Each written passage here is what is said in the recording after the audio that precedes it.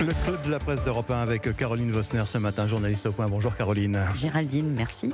Bonjour. Pourquoi je t'appelle Caroline? Je ne sais pas. Alors qu'on se connaît depuis des années. Enfin, bon. Raphaël Steinville, c'est bien ça? C'est bien ça. Journaliste à Valence Actuelle.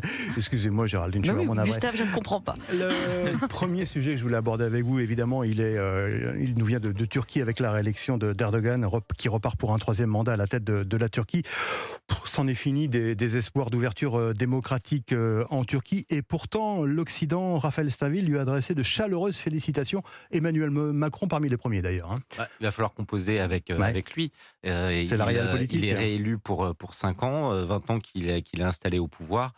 Difficile de ne pas au moins y mettre les formes et de féliciter. Après, vous notiez que c'en est fini pour les espoirs de démocratie. Il se trouve qu'il a été réélu avec 88% des électeurs qui se sont déplacés.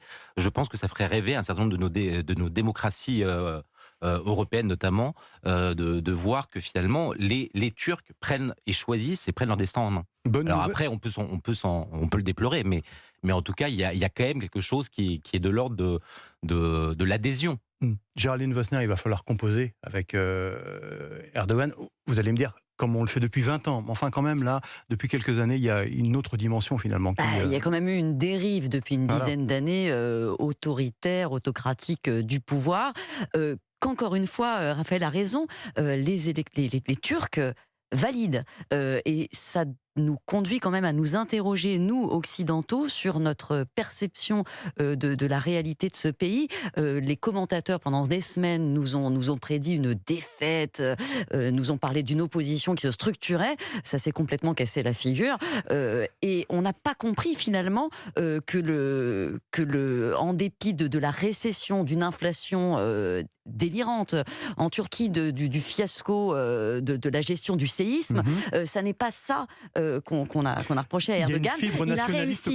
Il a réussi à construire un récit basé sur la grandeur de la Turquie, un sentiment national qui a vraiment embarquer cette population. Donc aujourd'hui, on est obligé de composer avec parce que la Turquie a une position stratégique, qu'elle joue un rôle important dans la possible résolution d'un conflit en Ukraine. Elle dialogue avec la Russie, dialogue aussi avec ce pays. Et il va falloir n'importe comment qu'on compose avec. Ça a été déjà, et ça va être de plus en plus un acteur majeur, Erdogan, sur le problème ukrainien, et une éventuelle, comme le disait Géraldine, résolution du conflit. Oui, parce qu'aujourd'hui, il est l'un des rares à pouvoir parler, et ça vient d'être dit, à la fois à Poutine et à Zelensky, à livrer des drones à l'Ukraine, tout en continuant un dialogue ininterrompu avec Poutine.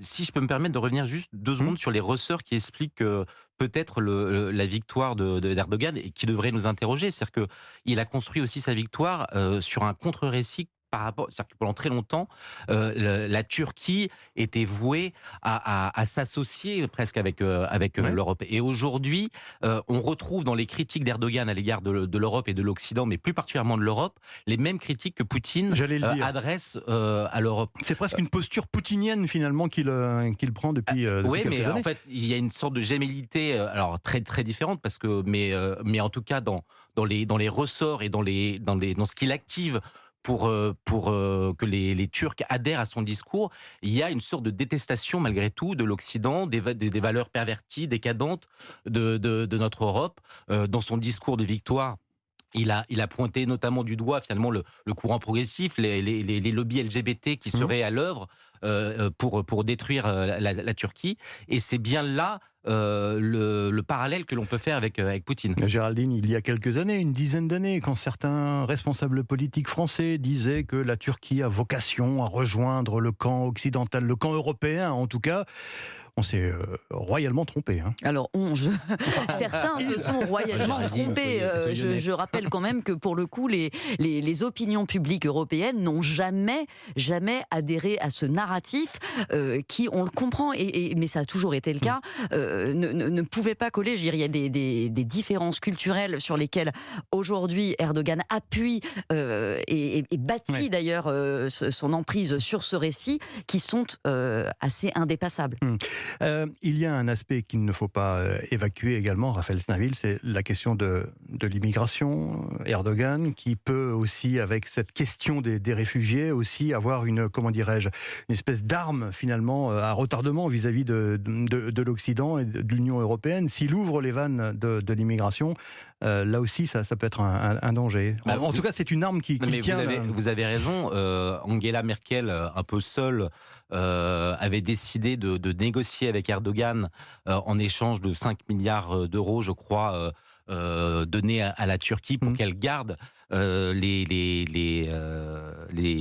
réfugiés qui sont en Turquie, mais aujourd'hui, il y a encore plus d'1 million de réfugiés en Turquie, et Erdogan manie cette arme en permanence pour mettre la pression aux capitales européennes, à Bruxelles en particulier, et il a bâti une partie de son discours de campagne sur la question de ces réfugiés, en promettant finalement qu'ils avaient vocation à repartir. Alors où ? Est-ce que c'est en Europe ? Est-ce que c'est dans leur pays ? Mais en tout cas, on voit bien qu'il y a un sujet de tension. Alors cette question de l'immigration, elle nous intéresse aussi d'un point de vue strictement franco-français, puisque c'est l'une des informations du week-end. Gérald Darmanin tend la main au LR pour faire un accord sur le projet immigration. Il semble d'accord pour faire un pas sur les quotas, durcir les règles sur la régularisation des sans-papiers, mais il ne veut pas entendre parler d'une dérogation aux règles européennes.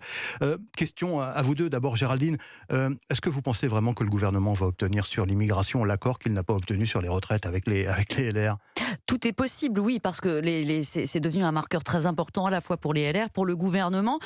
C'est l'inaction et l'échec des politiques migratoires qui expliquent en grande partie la montée du Rassemblement national. Ils ne peuvent pas se permettre de ne pas agir du tout. Maintenant, le défi pour Gérald Darmanin va être d'apparaître crédible sur un dossier qui lui a grandement échappé depuis 2 ans. Sa politique est marquée quand même en grande partie par l'échec. Il avait promis 100% d'OQTF qui serait réalisé, on est autour de 12%. Il avait promis beaucoup et pour l'instant, il n'a pas réussi à délivrer. Est-ce qu'on ne risque pas d'assister, Raphaël Stainville, à une espèce de jeu de dupes, finalement, avec les LR qui vont faire monter la pression comme ça pour finalement, comme lors de la réforme des retraites, finalement dire au gouvernement, non, ça sera sans nous finalement.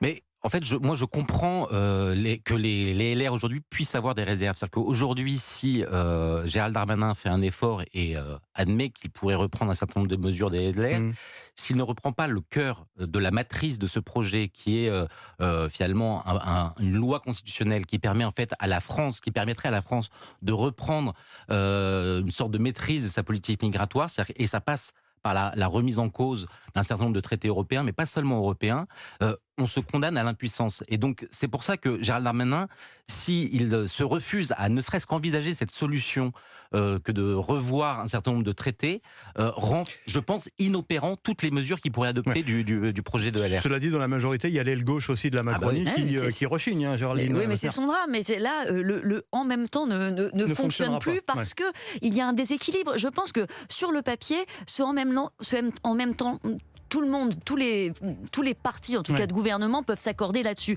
Oui, on a un vrai problème d'intégration, des politiques qui ne sont pas assez ambitieuses. On a besoin de beaucoup plus d'argent, de moyens pour intégrer correctement les populations présentes.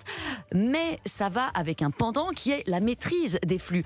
Et systématiquement, les dernières réformes portées par les gouvernements, qui sont d'ailleurs pas uniquement d'Emmanuel Macron, ont beaucoup favorisé cette aile gauche, mais ont buté sur l'autre aile, justement du fait de ces traités internationaux, des cours internationaux qui rendent les politiques françaises inopérantes. Donc, au bout d'un moment, il faut savoir rétablir un certain équilibre, une certaine balance, et c'est bien ça, là, tout le défi du gouvernement. C'est ce qui fait que cet accord entre la majorité, le gouvernement et donc les députés de LR à l'Assemblée nationale est encore loin d'être acquis. Merci Géraldine Vosner, merci Raphaël Stainville. On n'a pas pu parler de la polémique sur le Festival de Cannes, c'est pas grave.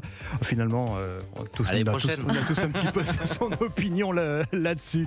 Merci en tout cas à tous les deux, excellente journée. Anissa.